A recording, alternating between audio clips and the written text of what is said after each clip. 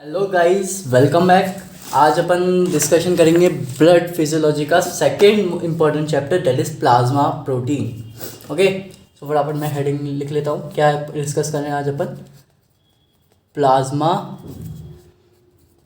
Protein. Okay, so plasma protein, अभी तक अपन basically तीन चार चीज़ें प्लाज्मा प्रोटीन के बारे में जानते हैं। फटाफट रिकॉल करते हैं क्या क्या जानते हैं अपन जानते हैं कि प्लाज्मा प्रोटीन तीन टाइप के हैं, एल्ब्यूमिन, ग्लोबुलिन और फाइब्रिनोजन। एल्ब्यूमिन का काम क्या है? ऑस्मोटिक वैलेंस, सीओपी मेंटेन करके रखता है। Globulin is related to immunity and fibrinogen is related to clotting. इतना अपन बेसिकली अपन 11th में पढ़ के आए। थोड़ा बहुत अपन और भी जानते हैं कि एल्ब्यूमिन का कंसंट्रेशन ज़्यादा होता है, फाइब्रिनोजन का सबसे कम होता है, ग्लोबुलिन दोनों के बीच में आता है। तो इतनी चीज़ें अपन लोग मोटे मोटे तौर पे प्लाज्मा प्रोटीन के बारे में जानते हैं, लेकिन अब अपन इसको थोड़ा डिटेल में पढ़ेंगे। शुरू करने से पहले एक बार फटाफट इनके क्लासिफिकेशन करने से पहले एक बार फटाफट अपन पढ़ लेते हैं इनकी ओरिजिन क्या है। Okay, origin. सो सबसे पहली बात अपने को पता करनी है ओरिजिन। तो फिर ओरिजिन ऑब्वियसली जो अपना फीटस होता है, जो ग्रोइंग बेबी है, एम्ब्रियो है, वो भी प्लाज्मा प्रोटीन ऑब्वियसली बनाएगा ही ना। तो फीटस में कहाँ एल्ब्यूमिन बनता है, फीटस में कहाँ ग्लोबुलिन बनता है, वो सारी चीज़ अपने को ध्यान रखनी पड़ेंगी। और फीटस और एम्ब्रियो में एडल्ट में कहाँ एल्ब्यूमिन, ग्लोबुलिन और फाइब्रिनोजन बनते हैं, इस बारे को भी अपने को ध्यान में रखना पड़ेगा। तो ओरिजिन अपन देखेंगे, इसको डिवाइड कर देता हूँ मैं फटाफट दो पार्ट में। सबसे पहले लिखेंगे इन एम्ब्रियो। देखो, एम्ब्रियो में क्या होता है ना, एम्ब्रियो में मेसेनकाइमल सेल्स होती हैं। ओके, एम्ब्रियो में कुछ मेसेनकाइमल सेल्स होती हैं। क्या होती हैं? Mesenchymal sales. ओके, तो ये जो मेसेनकाइमल सेल्स होती हैं ना, ये एक सेल में बना के दिखा देता हूँ आपको। ये मेसेनकाइमल सेल है, suppose this is a mesenchymal cell. तो अब इसके अंदर साइटोप्लाज्म और इसके सेलुलर कंटेंट वगैरह सब होंगे। तो ये क्या होता है कि सेलुलर उस कंटेंट, उसका जो साइटोप्लाज्म है, ये होता है डिसोल्यूट। क्या होता है? डिसोल्यूट। और डिसोल्यूट होने के बाद ये बनाता है एल्ब्यूमिन। ठीक है, सबसे पहले बनता है एल्ब्यूमिन। मतलब फर्स्ट मैं लिख दे रहा हूँ यहाँ पे, फर्स्ट 1 नंबर लिखा हुआ, मतलब सबसे पहले क्या बनेगा? एल्ब्यूमिन।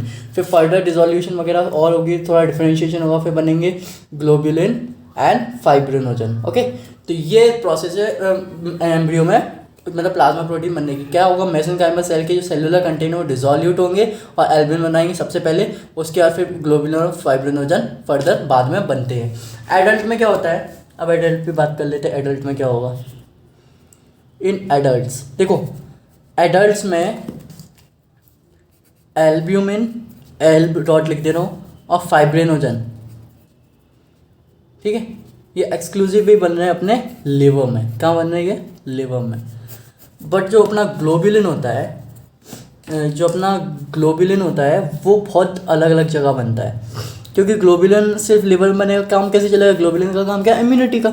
तो ऐसा तो है नहीं केवल लिवर में इम्यूनिटी चाहिए, इम्यूनिटी तो पूरे बॉडी में चाहिए। तो वो ग्लोबुलिन होता है, वो अलग अलग जगह बॉडी में बनता है। अब कहाँ कहाँ बनता है? तो सबसे पहले एक चीज़ आप ध्यान में रख लो कि प्लाज्मा प्रोटीन है तो फिर लिवर में तो बनेगी। तो ये एक तो लिवर में बनता है। लिवर में भी मेनली कौन बनता है? Alpha and beta globulin. Okay, इसके अलावा लिम्फॉइड टिश्यू, लिम्फॉइड ऑर्गन्स में बनेगा, स्प्लीन में बनेगा, है ना, बाकी के लिम्फ में बनेगा। इसके अलावा ये बोन मैरो में भी बनता है। ठीक है, बोन मैरो में भी बनता है। एंड आपने शायद प्लाज्मा सेल का नाम सुना हो। प्लाज्मा सेल क्या होती है? Plasma cell, actually plasma cell क्या होती है? ये लार्ज और ओवल शेप की सेल होती है, जो बहुत ज़्यादा एक्टिविटी शो करती है। और ये मेडुलरी कॉर्ड में रहती है। कहाँ मेडुलरी कॉर्ड? लिम्फॉइड फॉलिकल होता है ना, उसके मेडुला में रहती है, ऐसा याद रख लो। लिम्फॉइड फॉलिकल होगा, लिम्फोसाइट्स होंगे, लिम्फॉइड फॉलिकल होगा, उसके मेडुला में रहती है। कौन? Plasma cell. कहाँ रहेंगी ये? Medullary cord of lymphoid follicle. ठीक है, वहाँ रहती है। तो ये जो है प्लाज्मा सेल, इनका नाम आपको याद रखना है, हमेशा बता के आना है। कभी भी वाइवा में या कहीं भी आपसे पूछा जाए तो प्लाज्मा सेल कहाँ होती है, मतलब प्लाज्मा सेल क्या है? मेडुलरी कॉर्ड में, लिम्फॉइड फॉलिकल में प्लाज्मा सेल्स होती हैं, जो कि ग्लोबुलिन की सिक्रीशन में इंपॉर्टेंट रोल प्ले करती हैं। इसके अलावा एक और चीज़ अपने को यहाँ पर ग्लोबुलिन के लिए याद रखनी है, लिम्फोसाइट। लिम्फोसाइट भी ग्लोबुलिन को बनाती हैं। कौन सी बनाएंगे बेटा, फटाफट याद करो। लिम्फोसाइट कौन सी टाइप की थी, बी टाइप की और टी टाइप की।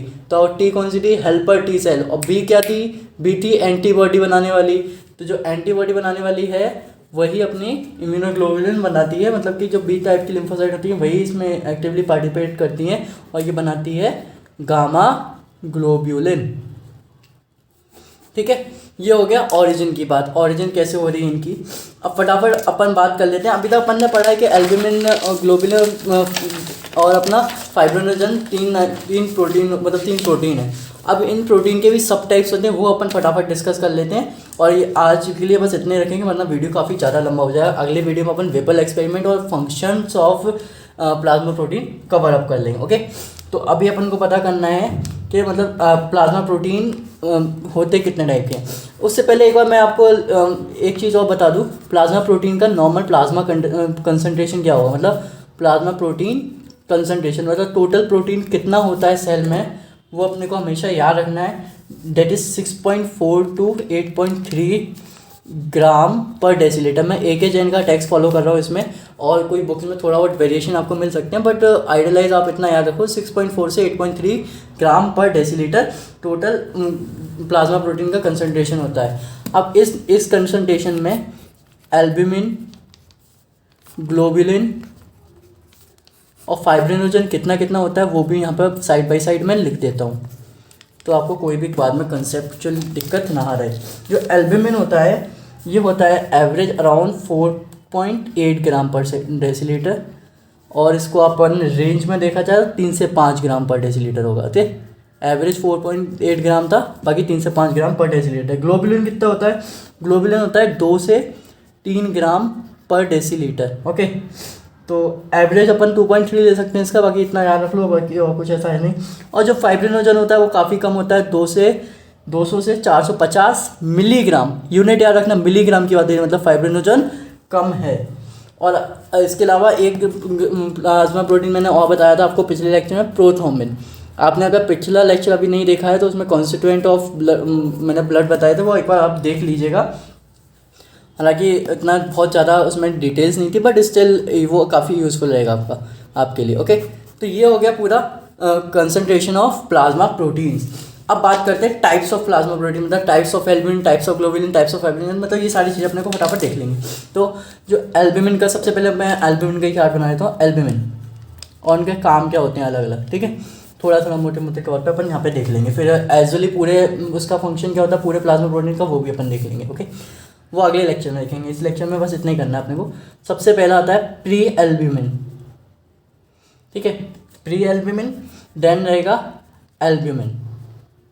ओके, सो इसका जो प्री एल्ब्यूमिन है उसका मॉलिक्यूलर वेट थोड़ा मैच्योर एल्ब्यूमिन से थोड़ा कम होता है। अब इसका काम क्या है, प्री एल्ब्यूमिन बनी क्यों रहा है अपने अंदर, तो उसका काम है binding of T4 and T3। अब ये T4 T3 क्या, फटाफट याद करो, थायरोक्सिन एंड ट्राईआइडोथायरोक्साइन। मतलब ये क्या है, ये क्या है अपने मतलब थायरॉइड ग्लैंड से जो हार्मोन निकलते हैं वो हैं ये, इनसे क्या होता है, ये इम्यूनिटी में एक अच्छा रोल और ग्रोथ में एक अच्छा रोल प्ले करते हैं। तो ये प्री एल्ब्यूमिन क्या करता है, बाइंड करके रखता है इनको, है ना। और जो एल्ब्यूमिन का काम है, तो ऑब्वियसली अपन पढ़ते आ रहे हैं, एल्ब्यूमिन का काम रेगुलेट बोल सकते हैं, रेगुलेट्स COP यानी कि कॉलॉइडल ओस्मोटिक प्रेशर। इसके अलावा ये binding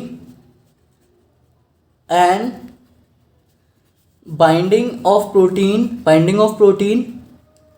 and carrying it to different part of body. मतलब क्या है ये आप नोट्स में जो लिख रहा हूँ मैं इसलिए लिख रहा हूँ कि इससे आप लोग भी इसको कॉपी कर पाएँ, तो क्योंकि अगर आप कॉपी कर दोगे तो आपके लिए ही बेटर रहेगा। ओके, तो binding of protein and carrying it to different part of body, मतलब ये क्या करेगा, कोई भी प्रोटीन होगा उससे बाइंड करेगा, उसको रिस्पेक्टिव लोकेशन जहाँ पर उसका मेटाबॉलिज्म होता है वहाँ तक ले जाने में भी अपना एल्ब्यूमिन बहुत मदद करता है। ओके, अब जो फाइब्रिनोजन है उसके बारे में ऐसा एच क्लासिफिकेशन उसका है नहीं, बस ये वो helps in clotting, prothrombin again helps in clotting only. अब अपने को क्लासिफिकेशन करना है ग्लोब्यूलिन का। ओके, ग्लोबुलिन, इसका नॉर्मल कंसंट्रेशन वगैरह मैं आपको सब बता चुका हूँ, वापस से मैं उसमें नहीं जाऊँगा। ओके, ग्लोबुलिन्स के मेनली 3 टाइप्स हैं, अल्फ़ा, बीटा एंड गामा। तो अल्फ़ा, बीटा एंड गामा, ये 3 टाइप के ग्लोबुलिन होते हैं। अब जो अल्फ़ा टाइप का ग्लोबुलिन होता है वो भी 2 फॉर्म में मिलता है अपने को, अल्फ़ा 1, अल्फ़ा 2। बीटा टाइप का होता है वो 2 फॉर्म में मिलता है, बीटा 1 एंड बीटा 2। और गामा होता है वो भी अगेन 2 फॉर्म में मिलता है, गामा 1 एंड गामा 2। ठीक है, तो और इसमें ध्यान रखने वाली बात ये है कि लगभग तीनों का कंसंट्रेशन, अगर मैं बोला जाए कि इसका कंसंट्रेशन किसका ज़्यादा है, तो मोटे मोटे तौर पे तीनों का कंसंट्रेशन लगभग बराबर ही होता है। अब बात आती है फॉर्म्स ऑफ ग्लोबुलिन कौन कौन से हैं। ये तो हो गया टाइप्स ऑफ ग्लोबुलिन। ग्लोबुलिन कौन कौन से फॉर्म में होते हैं, मतलब ग्लाइकोप्रोटीन होते हैं वो, या फिर लिपोप्रोटीन होते हैं वो सारे फॉर्म्स होते हैं। वो ग्लोबुलिन में पढ़ लेना अपने लिए काफ़ी ज़्यादा इम्पॉर्टेंट है। ठीक है, वो क्या क्या होते हैं मैं आपको फटाफट बता दे रहा हूँ। मैं एक फ्लो चार्ट बनने का सोचा, फटाफट मैं लिख देता हूँ, एक काम करते हैं। तो क्या होता है वो, सबसे पहले फॉर्म्स ऑफ ग्लोबुलिन हेडिंग डाल देता हूँ, फॉर्म्स ऑफ ग्लोबुलिन। ओके, तो फॉर्म्स ऑफ ग्लोबुलिन सबसे पहला अपने को मिलेगा ग्लाइकोप्रोटीन। बहुत कॉमन है ग्लाइकोप्रोटीन, मतलब ग्लाइकोप्रोटीन का जो मतलब उसका जो बेसिक स्ट्रक्चर है वो ग्लाइकोप्रोटीन का होगा, मतलब फॉर्म्स ऑफ ग्लोबुलिन का फॉर्म का मतलब वही है। ओके, सेकंड मोस्ट कॉमन है HDL, मतलब लिपिड, HDL। इसी में मिलेगा आपको LDL एंड देन VLDL। ये तो अपन जानते हैं, HDL high density lipid, low density lipid, very low density lipid. तो इनके good lipid, bad lipid, good cholesterol, bad cholesterol, ये अपन को पता है।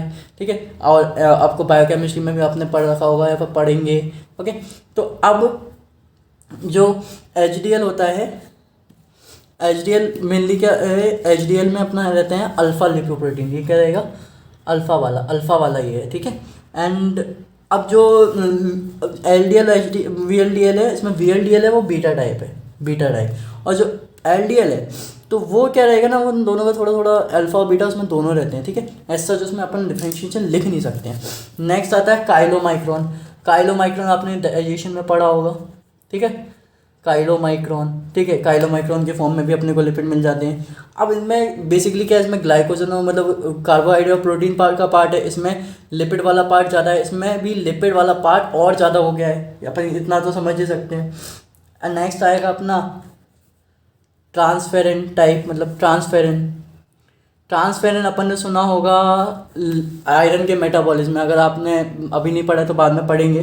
ट्रांसफेरेंट, तो ये क्या होता है, ट्रांसफेरेंट अल्फ़ा टू बी ग्लोबुलिन होता है। ठीक है, अल्फ़ा टू बीटा ग्लोबुलिन होता है।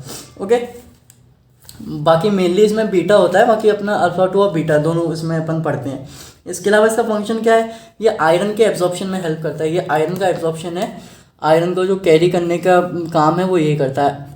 Fe2+ मेटाबॉलिज्म लिख दे रहा हूँ, उस पूरा उसमें चीज़ें आ जाएंगी। ओके, नेक्स्ट आएगा अपना हेप्टोग्लोबुलिन।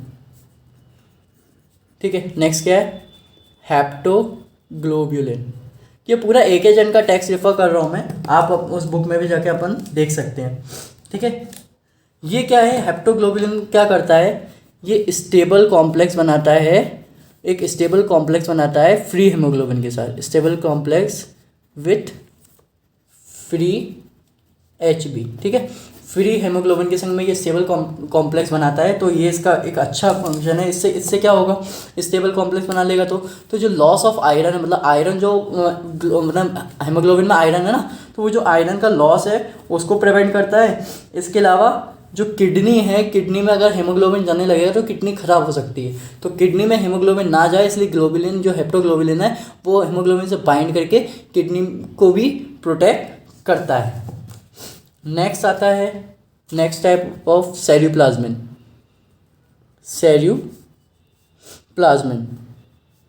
ठीक है, सेरियोप्लाज्मिन आपने सुना होगा, तो मैं आपको अगर नहीं भी सुना है तो याद रख लीजिए। ये कॉपर के मेटाबॉलिज्म में, कॉपर को बाइंड करने में, कॉपर के स्टोरेज में अपने को हेल्प करता है। कॉपर मेटाबॉलिज्म लिख दे रहा हूँ, बाकी इसका मेन फंक्शन है कि उसको प्रिजर्व करके रखने का। और इसके कारण एक डिसीज़ भी होती है अगर मतलब लाइक सेरोप्लाज्मिन नहीं होगा तो उसको बोलते हैं अपन विल्सन्स डिसीज, डिफिशियंसी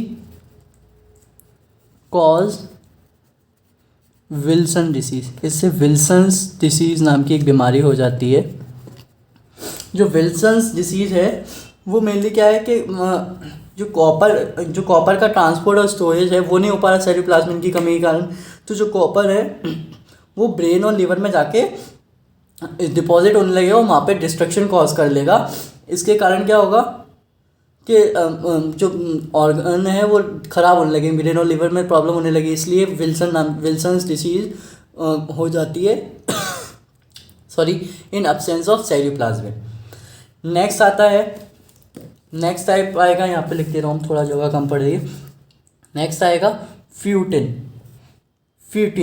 ठीक है, फीट्विन का काम क्या है? ये फीट्विन मतलब फीटस में, ओके। तो प्रेजेंट किस में होगा? ये फीटस में प्रेजेंट होगा। इसका काम क्या है? ग्रोथ प्रमोटिंग कॉम्प्लेक्स बनाता है, ग्रोथ प्रमोटिंग, ठीक है, ग्रोथ का काम है इसका। नेक्स्ट है कोगुलेशन फैक्टर। जो कोगुलेशन है वो भी ग्लोबुलिन बहुत चीज़ें उसमें रेगुलेट कर सकता है। तो जो अल्फ़ा टू बीटा ग्लोबुलिन होते हैं ना, कोगुलेशन में भी कहीं ना कहीं हेल्प करते हैं। इसके अलावा एक बहुत ही इम्पॉर्टेंट जो चीज़ है वो है एंजियोटेंसिनोजन। फटाफट आप 11th की एनसीईआरटी में जाएंगे, अपन को याद आ जाएगा एंजियोटेंसिन, रेनिन एंजियोटेंसिन मैकेनिज्म, ठीक है।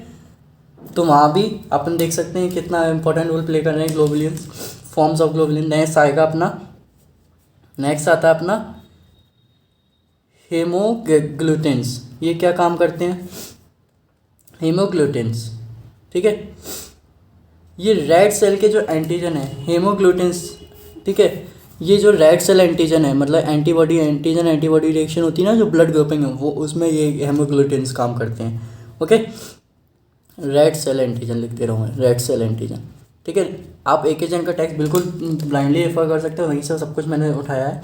नेक्स्ट तो सबसे इम्पॉर्टेंट आईजी यानी इम्यूनोग्लोबिन। ये कौन से होते हैं? ये होते हैं गामा ग्लोबिन टाइप के। ये कौन से होते हैं? गामा ग्लोबिन, ये गामा ग्लोबुलिन, ये गामा ग्लोबुलिन है, इम्यूनोग्लोबिन, सारे इम्यूनोग्लोबिन गामा ग्लोबुलिन है। एंजियोटेंसिनोजन के लिए आप याद रख लीजिए, इंपॉर्टेंट है, ये होता है alpha 2 globulin, okay, alpha 2 type का ग्लोबुलिन होता है। तो ये होता है अपने सारे मतलब प्लाज्मा प्रोटीन का डिवीज़न, उसके क्लासिफिकेशन। अगला जो अपना वीडियो रहेगा उसमें अपन रिपल का एक्सपेरिमेंट करेंगे और जो अपने प्रोटीन के प्लाज्मा प्रोटीन के फंक्शंस होते हैं उनको और ज़्यादा डिटेल में पढ़ेंगे, ओके। और वहाँ अपन A-to-G रेशियो के बारे में बात करेंगे, एल्ब्यूमिन टू ग्लोबुलिन रेशियो, इसके बारे में भी अपन बात करेंगे, ओके।